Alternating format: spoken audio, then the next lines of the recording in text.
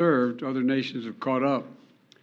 In the 21st century, in my view, I think the vast majority of Americans, 12 years of universal education is not enough. And that we're going to be outcompeted by the rest of the world if we don't take action. But here's the deal. The cost of education beyond high school has gone up significantly. The total cost to attend a public four-year university has tripled, nearly tripled in 40 years. Tripled. Instead of properly funding public colleges, many states have cut back their support. We were just talking about that in the Oval.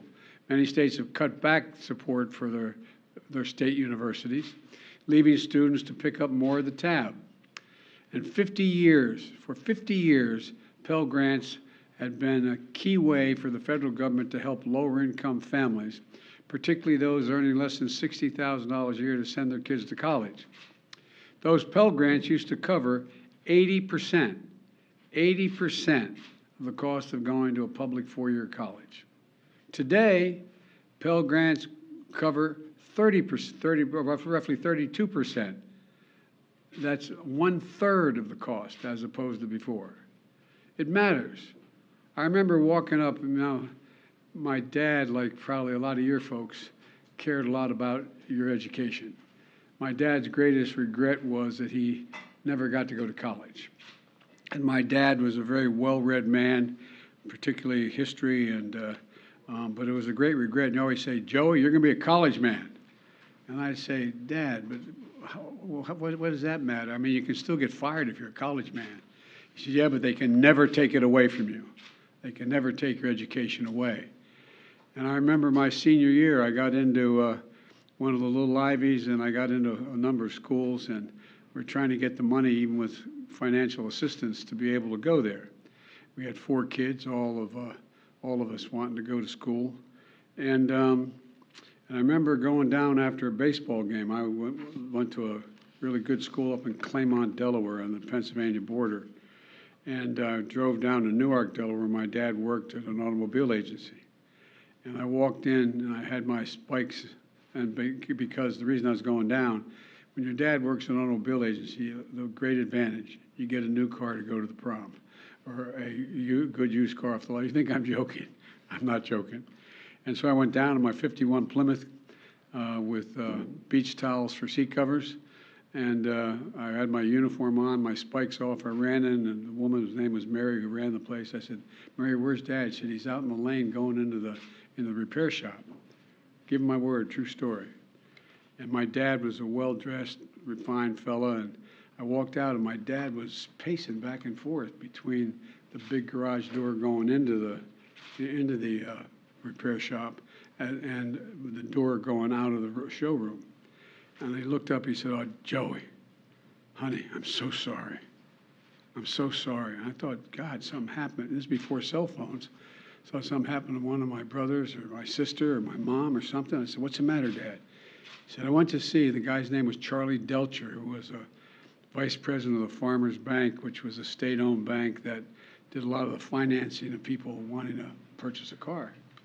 He said, "I went to Charlie and asked to borrow the money." He said, "He won't lend it to me." He said, "I'm so ashamed. I'm so damn ashamed."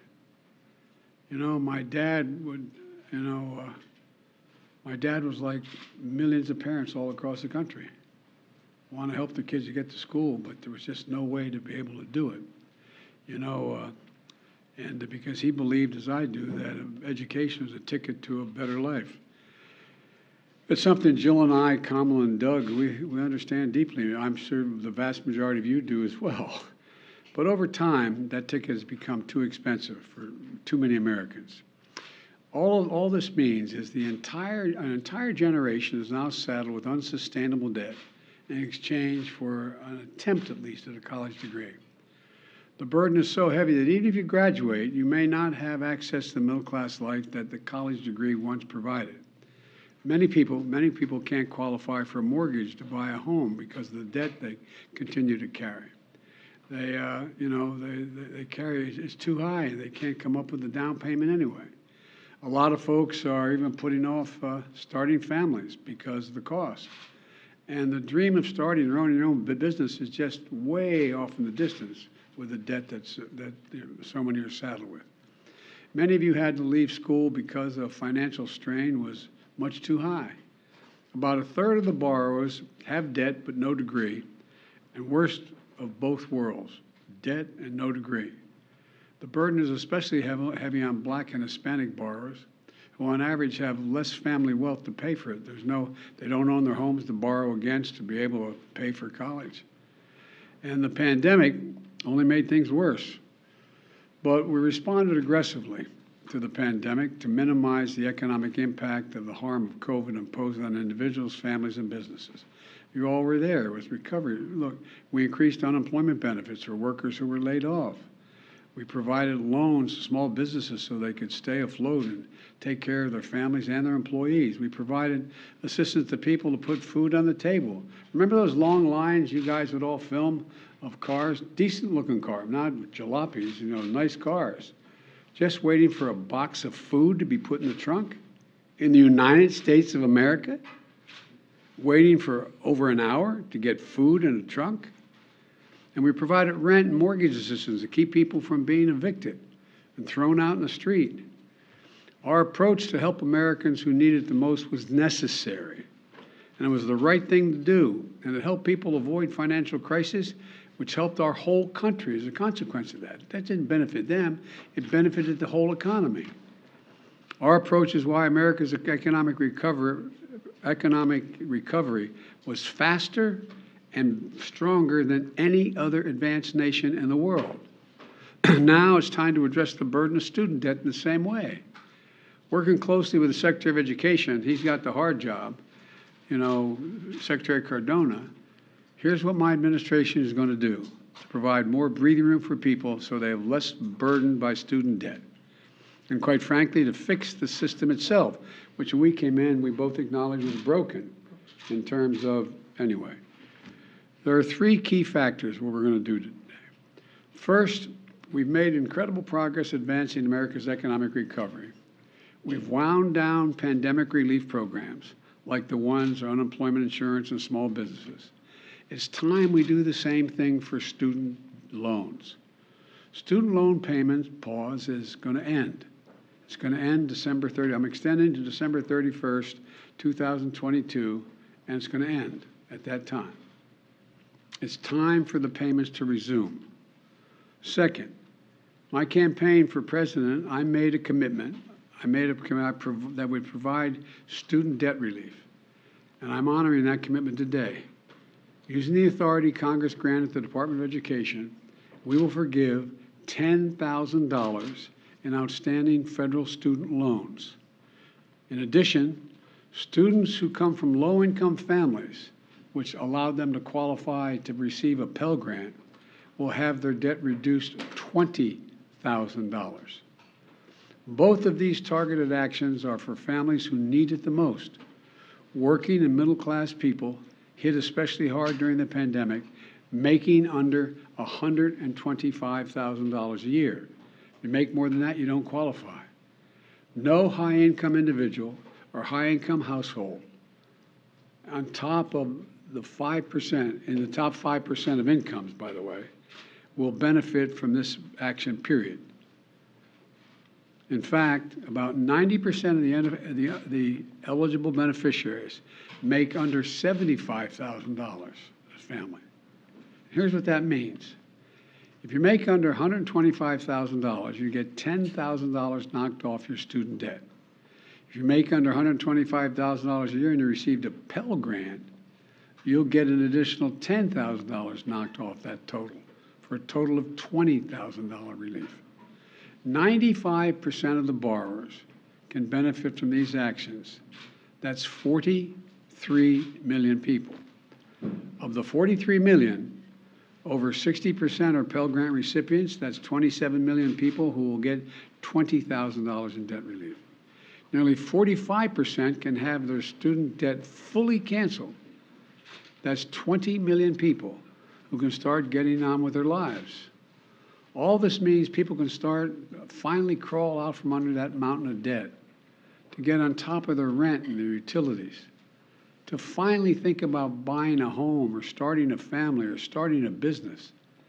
And by the way, when this happens, the whole economy is better off. In the coming weeks, the Department of Education will lay out in detail a short and simple form to apply for this relief, along with information when this application process opens. By resuming student loan payments at the same time as we provide targeted relief, we're taking an economically responsible course. As a consequence, about $50 billion a year will start coming back into the Treasury because of resumption of debt. Independent experts agree that these actions taken together will provide real benefits for families without meaningful effect on inflation. Let's be clear. I hear it all the time. How do we pay for it? We pay for it by what we've done. Last year, we cut the deficit by more than $350 billion. This year, we're on track to cut it by more than $1.7 trillion by the end of this fiscal year, the single largest deficit reduction in a single year in the history of America. And the Inflation Reduction Act is going to cut it by another $300 billion over the next decade because Medicare will be paying less for prescription drugs, and over $1 trillion if you add it out for the next 2 decades. The point is this: there is plenty of deficit reduction to pay for the programs, cumulative deficit reduction to pay for the programs many times over. I will never apologize for helping Americans, working Americans and middle class, especially not to the same folks who voted for a $2 trillion tax cut that mainly benefited the wealthiest Americans and the biggest corporations, that slowed the economy, didn't do a hell of a lot for economic growth, and wasn't paid for, and racked up this enormous deficit. Just as we've never apologized when the federal government forgave almost every single cent of over $700 billion in loans to hundreds of thousands of small businesses across America during the pandemic. No one complained that those loans caused inflation. A lot of these folks in small businesses are working in middle-class families. They needed help. It was the right thing to do. So the outrage over helping working people with student loans, I think, is just simply wrong, dead wrong. Third thing, we're fixing the student loan program system itself. We've talked about this at length. This is really important. We're proposing to make what's called an income-driven repayment plan simple and fair. And here's how. No one with an undergraduate loan today or in the future, whether for community college or a four-year college, will have to pay more than 5% of their discretionary income to repay their loan. That's income after you pay the necessities like housing, food, and the like. You currently pay 10%. We're cutting that in half to 5%. And after you pay your loan for 20 years, your obligation will be fulfilled if it hadn't already been fulfilled, meaning you won't have to pay any more, period. And borrowers whose original balance was less than $12,000, many of whom are community college students, will be done paying just after 10 years. These changes will save more than $1,000 a year on average for the borrower. It's a game changer. We're also fixing what's called, and this has been the bane of driving me crazy when I was out of office, the Public Service Loan Forgiveness Program. Now, this program forgives student loans to encourage those students who have those loans if they go and do public service. Think of the millions who are public school teachers, local police officers, workers at local charities, members of the military and the National Guard, and so many more. Think of the folks who work for federal, state, local, tribal governments, keeping essential services going, responding to natural disaster, all those firefighters and cops. The program is designed so that if you serve in one of these jobs, and we'll be able to list those and you'll be able to accurately assess whether you do, and make your loan payments for 10 years, even if it's not consecutive years, your remaining balance will be completely forgiven. It's a great idea, but the program's a mess. It's so inefficient and complicated, too many people just give up. Think if a service member defers their student loan payment while they're deployed. The system is so restrictive that their active duty service didn't count as public service. and the loan isn't forgiven as promised. It's outrageous. Well, the man to my left is going to fix it. The Department of Education has recently proposed changes that will make this program work better and over the long term, much better. And now the department issues emergency temporary changes to retroactively credit public service so accounts and loans are forgiven. Since I've been in office, more than 175,000 teachers, nurses, police officers have been able to get over $10 billion in loan forgiveness so far through this program. But this opportunity expires on October 31st, 2022. So my message to all servants, all public servants, all those who are the ones that are volunteering, is out with student debt to go. Here's where you want, if you're worried about how to do it, go to pslf.gov before October 31st to see if you qualify for public service student loan forgiveness. This is another game changer. And we're going to have people who are there to help get you, help direct you and work you through the process. And one more big change we're making to the system is we're holding colleges accountable for jacking up costs without delivering value to students. We've all heard of those schools luring students with a promise of big paychecks when they graduate, only to watch these students be ripped off and left with mountains of debt. My predecessors looked the other way, for some reason, with good reason, to do anything about this fraud. My administration is taking it on. For example, the Department of Education works with private education associations to accredit colleges and universities so they can receive federal aid. Well, last week the Department of Education fired a college accreditor that allowed colleges like ITT and Corinthian to defraud borrowers. And combined with our emergency actions, the Public Service Forgiveness Program and other actions we've taken, we've been able to cancel more than $32 billion in student debt for 1.6 million borrowers, including those defrauded by these bad acting schools. Our goal is to shine a light on the worst actors so students can avoid these debt traps. Now, I understand not everything I'm announcing today is going to make everybody happy. Something is too much. I find it interesting how some of my Republican friends who voted for those tax cuts and others think that we shouldn't be helping these folks. Something is too little, but I believe my plan is responsible and fair. It focuses the benefit on middle class and working families. It helps both current and future borrowers, and will fix a badly broken system. And these actions build on my administration's effort to make college more affordable in the first place. It includes unprecedented investments, nearly $6 billion in historic black colleges and universities, much of which is focused on pandemic relief to help students cover tuition and other costs so they could stay in school. And I must be honest with you, I'm going to continue to fight for doubling the Pell Grants. I didn't get that done this time. Let me say it again. 12 years of universal education is not enough.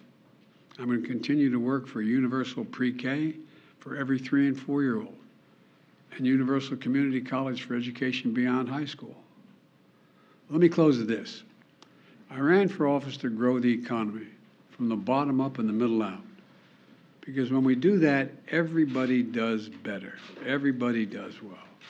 The wealthy do very well, the poor have a way up, and the middle class can have breathing room. And that's going to help America win the economic competition of the 21st century, because much of my time is spent, how do we remain the most competitive nation in the world with the strongest economy in the world, with the greatest opportunities in the world? That's what today's announcement is about. It's about opportunity. It's about giving people a fair shot. It's about the one word America can be defined by, possibilities. It's all about providing possibilities. We're going to have a lot more to say about this. There's a lot of material that's going to be put out as to how this is being implemented. And I want to thank you all, and God bless you all. Thank you, thank you, thank you. Mr. President, how much advance notice did you have of the FBI's plan to search Mar-a-Lago? I didn't have any advance notice. None. Zero. Not one single bit.